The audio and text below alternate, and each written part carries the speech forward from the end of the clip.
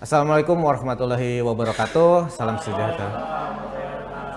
Oke, salam sejahtera bagi kita semua. Perkenalkan, nama saya Pagi Muhammad, SIKOM MIKOM.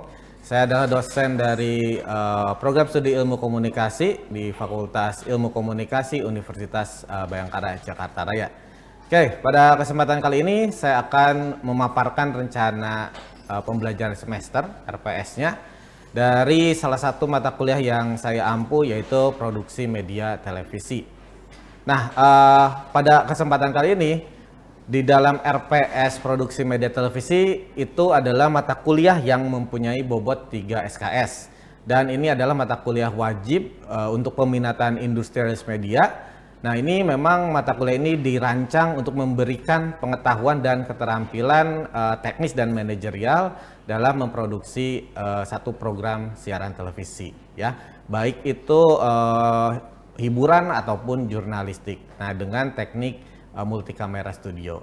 Nah, dalam satu semester ini materi yang akan dibahas itu meliputi format acara TV, penyusunan skrip, pengoperasian kamera, tata cahaya, audio, hingga tahapan editing video.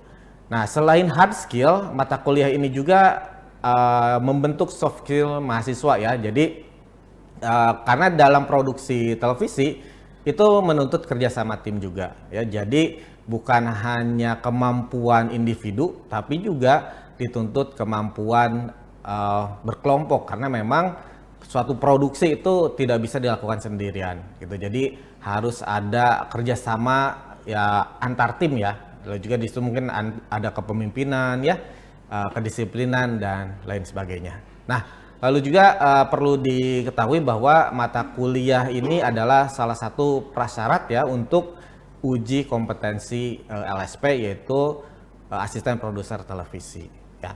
Nah, untuk metodenya itu saya menerapkan student center learning, ya, lalu nanti juga memakai problem based learning, lalu juga ada interaktif, ya, ada responsi, terus juga memang ada praktikum, pengenalan ada alat-alat studio, ya, sampai kita akan membuat simulasi produksi program acara televisi, ya. Nah, jadi nanti outputnya mahasiswa akan di akhir mata kuliah ini akan membuat satu program acara digital, yaitu program acara televisi. Baik, kita lanjutkan kepada materinya, ya. Baik. Oke. Nah, teman-teman semua, kita akan masuk pada materi, ya. Ini adalah pengenalan dari apa itu produksi media televisi, ya. Nah, oke, jadi teman-teman semua,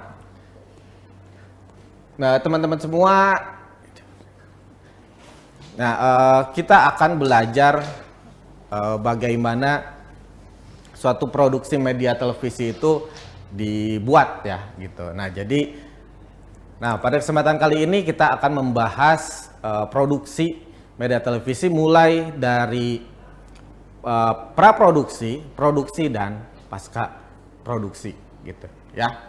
Oke. Nah,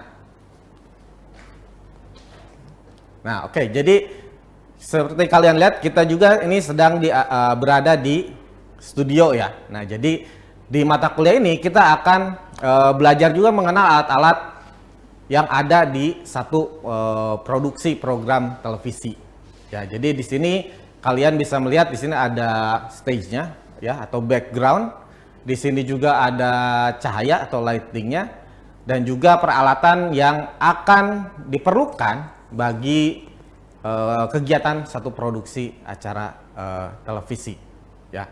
Nah, kita masuk dulu ke materinya, ya. Jadi dalam produksi media televisi itu salah satunya yang harus tahapan yang pertama adalah persiapan atau praproduksi, ya. Jadi sebelum kita melakukan produksi, maka kita harus merencanakan dulu atau planningnya dulu. Kita mau membuat acara apa, ya, acaranya apa, gitu. Nah, lalu juga biasanya harus membuat RAB, rancangan anggaran biayanya, gitu, ya. Karena memang pasti harus ada cost yang dikeluarkan kan, gitu ya.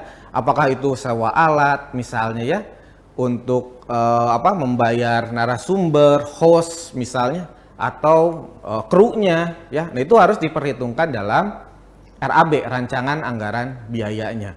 Nah lalu juga yang diperlukan itu apakah acaranya itu indoor atau outdoor. Nah itu yang harus diperhatikan juga, apakah itu indoor, karena memang nanti peralatannya indoor dan outdoor itu akan berbeda gitu. Misalnya mikrofon ya, kalau di indoor itu mungkin minim gangguan lah. Kalau kayak di sini mungkin tidak ada motor misalnya ya, atau suara-suara yang mengganggu suara dari host atau narasumber ataupun reporter ya. Tapi kan kalau di luar itu pasti mungkin ada suara motor, ada suara misalnya segala macam. Nah, peralatan yang digunakan pasti berbeda dengan yang di indoor gitu ya. Jadi nah itu harus menyesuaikan gitu. Jadi ada perbedaan antara indoor dan outdoor. Walaupun ya tentu saja kalau di indoor kayak gini relatif aman ya, karena tidak terlalu banyak gangguan segala macamnya. Nah, lalu setelah menentukan konsep anggaran, nah itu menentukan juga kru ya, orang-orangnya, siap berapa kameramen misalnya, lalu juga produsernya, switcherman, lalu juga audioman, lighting dan lain sebagainya. Nah itu juga tergantung dari acaranya mau seperti apa gitu. Kalau misalnya talk show ya mungkin tidak terlalu akan memerlukan banyak kru ataupun peralatan. Tapi misalnya kalau acaranya konser misalnya kan, itu kan kameranya harus banyak tuh, berbagai macam angle ya. Kalau ini aja, kalau seperti bayangan ya, dalam misalnya siaran sepak bola deh. Nah itu kan kalau kalian lihat itu kalau ada corner kick ya, tendangan penjuru. Nah itu kan tiba-tiba ada yang ngambil gambar di tempat corner kicknya itu gitu. Nah jadi itu katakanlah kalau siaran sepak bola itu bisa sampai 12 sampai 16 orang kameramen, karena angle-nya sangat banyak yang harus di cover kan, harus ada yang dari pinggir ya, dari tengah, dari sampingnya dan lain sebagainya. Jadi memang kebutuhannya nanti beda-beda. Nah itu di tahap praproduksi itu ditentukan dulu RAB-nya, rancangan. Karena kalau ada yang meleset aja ya rancangannya, maka itu tadi kita akan kesulitan gitu. Misalnya kita sudah membudgetkan anggaran misalnya dalam produksinya 100 juta misalnya ya, ini contoh. Terus misalnya ada hal-hal yang tidak terduga ya, misalnya di luar gitu, kita syutingnya di luar misalnya, terus hujan atau gitu ya. Nah itu kan harus dilanjutkan hari berikutnya. Nah itu kan secara anggaran akan memakan waktu dan biaya yang lebih gitu. Oke. Nah lalu ketika sudah selesai di RAB dan lain sebagainya, yaitu masuk ke tahap produksi. Nah di tahap produksilah yang harus semuanya ini kerja gitu, bekerja sama. Biasanya kalau untuk rancangan RAB dan lain sebagainya, biasanya itu mungkin dari produser, asisten produser mungkin itu saja yang melakukan ya. Tapi ketika produksi, nah itu akan melibatkan banyak orang kayak tadi, kameramen, switcherman misalnya ya, ada hostnya, mungkin ada bintang tamu dan lain sebagainya. Itu akan melibatkan banyak orang di dalam produksi ya gitu. Nah lalu ketika sudah selesai, nah itu barulah nanti di tahap post production ya, setelah produksi. Nah di tahapan produksi juga itu ada yang namanya taping ya, taping, lalu juga ada yang namanya live ya. Kalau sekarang mungkin zamannya live ya, dengan media sosial kan, kita live YouTube ya, live TikTok dan lain sebagainya. Nah perbedaan live dengan taping, dengan rekaman, recording, kalau live ini memang harus persiapannya benar-benar matang. Karena kalau salah sedikit, misalnya ya kabelnya copot lah atau apa ada trouble, itu nggak bisa diulang gitu. Akhirnya persiapan yang harus lebih detail kalau di dalam live gitu ya. Itu juga di TV seperti itu. Nah kalau yang recording, nah itu kan karena rekaman ya, jadi di record itu nggak terlalu sulit ya, karena memang bisa diulang gitu ya. Seperti misalnya membuat iklan ya, atau beberapa program TV juga ada yang namanya taping, jadi direkam ya. Jadi kalau ada kesalahan itu dia bisa di cut, diulang atau nanti diedit di pasca produksi gitu ya. Jadi kalau yang pasca produksi biasanya itu ada di yang taping, yang rekaman. Tapi kalau live biasanya dia jarang ada pasca produksi, walaupun mungkin pasca produksinya evaluasi aja kalau yang yang live gitu. Kalau pasca produksi biasanya yang taping, jadi misalnya diedit dulu kan ya, ditambahin apa segala macam, backsound atau apapun itu gitu. Jadi itulah perbedaan antara yang taping sama yang recording. Oke, ada yang mau ditanyakan dulu nggak tentang tadi ya, tahapan praproduksi, tahapan produksi sama pasca produksi. Udah kebayang belum nih tahapan-tahapannya? Udah kebayang? Ya. Silakan kalau ada yang mau bertanya. Ke kamera aja. Nanti ada di sini. Silakan. Iya, silakan.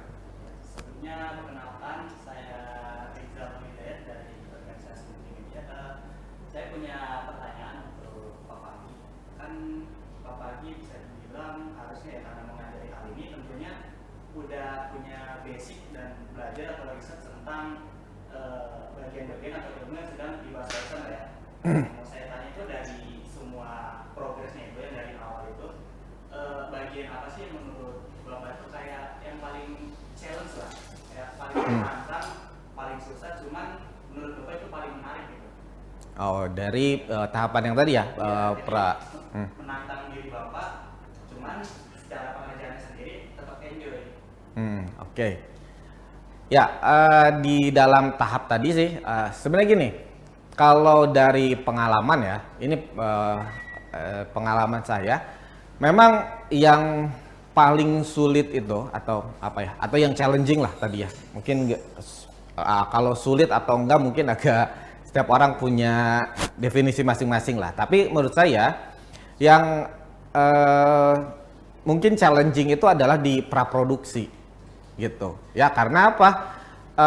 Di praproduksi kita harus membuat misalnya satu program ya gitu. Jadi kalau di kita di Indonesia khususnya ya, kita ada undang-undang penyiaran, lalu juga ada etika penyiaran, ada payung hukumnya ya gitu. Jadi ketika kita membuat satu program itu harus mengikuti undang-undang itu, atau ya jangan melanggar dari ketentuan-ketentuan yang ada.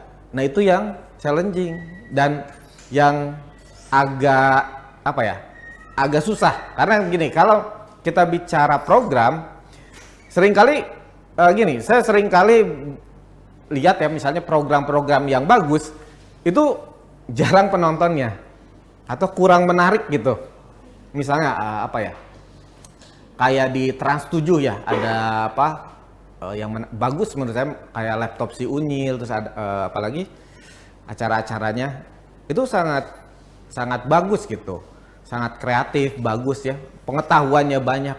Tapi kalah dengan acara-acara sinetron misalnya, ya, yang secara secara isi mungkin tidak ada isi educationnya gitu ya, dan lain sebagainya. Tapi banyak penontonnya gitu.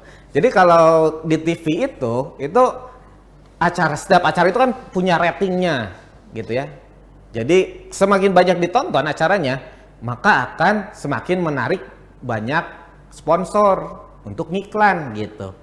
Kalaupun bagus acaranya tapi tidak banyak penontonnya, si pengiklan tidak akan tertarik buat pasang iklan di situ gitu. Akhirnya kalau tidak ada banyak yang iklan, eh, produksi kan tadi cost-nya besar. Kalau tidak tertutup, ya maka si programnya biasanya tidak dilanjutkan dan lain sebagainya.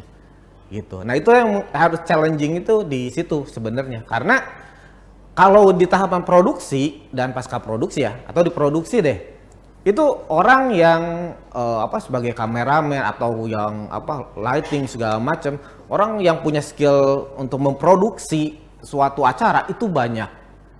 Tapi orang yang punya konsep membuat acaranya harus seperti apa ya, harus taat pada aturan-aturan, nah itu nggak banyak gitu. Nah, itulah yang menurut saya itu challenging. Jadi di pengalaman saya pun saya merasakan bahwa di tahap praproduksi lah yang sebenarnya yang benar-benar challenging, karena memang harus difikirkan benar-benar gitu. Jadi kalau ada miss aja gitu ya, misalnya tadi misalnya konsepnya udah susah, terus harus nyusun RAB, ya kan, anggaran itu jangan salah gitu ya, itu challenging banget. Orang bisa ngambek misalnya kalau kita misalnya ternyata kita ngitungnya misalnya 10 orang, ternyata yang sebenarnya ada 11 orang, satu nggak kebagian misalnya makan. Itu hal kecil tapi dampaknya bisa besar gitu. Bisa aja misalnya hostnya nggak kebagian makan siang, terus ngambek nggak mau syuting gimana. Nah, jadi hal-hal seperti itu aja gitu ya, hal-hal kecil bisa menjadi masalah gitu. Makanya memang di praproduksi itu harus benar-benar harus benar-benar difikirkan gitu ya. Kayak tadi konsep seperti apa, RAB-nya dan lain sebagainya gitu. Nah, itu menurut saya yang paling challenging. Oke. Gitu ya mungkin pertanyaannya. Silakan kalau ada yang mau bertanya lagi mungkin seputar tadi ya, praproduksi, produksi atau di pasca produksi. Ya, silakan. Ya. Saya mau tanya nih, kalau pas produksi ini kan pastinya kan kita pastinya kita live ya Pak, produksi itu. Nah, kalau pas produksi kita ada trouble, kayak trouble itu kadang-kadang masalah-masalah besar gitu Pak. Itu cara mengatasi itu gimana Pak di produksi ini? Oke, di produksi ya. Oke, misalnya di tahapan produksinya. Oke, di tahapan produksi misalnya ada trouble ya. Nah, tadi misalnya lagi live. Nah, memang kalau lagi untuk ya itu tadi misalnya di konsepnya memang harus ini kan dulu, ini acaranya mau taping atau live dulu kan gitu ya. Nah, kalau live berarti memang preparationnya harus bener-bener matang gitu ya, preparationnya. Jadi persiapannya harus bener-bener dicek berulang-ulang kali lah gitu. Walaupun mungkin ya, karena kalau di lapangan itu memang tidak selalu mulus gitu. Ada aja misalnya trouble kayak mungkin tiba-tiba listriknya mati misalnya ya, atau misalnya kabelnya tiba-tiba keinjek orang misalnya, atau apapun itu. Nah, yang paling bagus itu preparationnya gitu. Jadi misalnya harus mengeliminasi gitu ya, atau trouble-trouble yang mungkin terjadi lah gitu ya. Jadi misalnya kabelnya dirapihkan, semuanya dites dulu, ada gladi dulu dan lain sebagainya. Karena itu tadi kalau live itu kan ya nggak bisa diulang kan, gitu. Ya jadi memang kuncinya memang preparationnya harus benar-benar matang, daripada mungkin ya walaupun tidak ya karena tapping preparationnya nggak harus benar-benar gitu ya, bukan kayak gitu. Cuman kalau live itu memang preparationnya harus ekstra, karena itu tadi kalau salah ya itu tidak bisa diulangi gitu kalau yang live. Kalau tapping kan bisa diulangi ya, di cut misalnya, oke, record lagi, diulangi lagi dan lain sebagainya. Nah, itulah kalau di kalau di produksi ya live, nah itu memang harus persiapannya benar-benar matang gitu. Mungkin gitu. Sudah jelas, ada yang mau ditanyakan lagi? Itu ya. Nah, oke. Nah, jadi seperti saya katakan tadi, kita menyambung sedikit. Nah, kita ketika kalian masuk sebagai apalagi kalian mahasiswa Vkom ya. Jadi tentu saja memang di sini kita kan selain TV ya, live juga kan sekarang di medsos ya.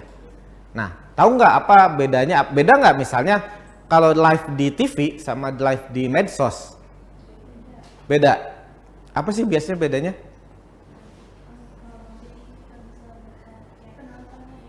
Penontonnya. Gitu ya.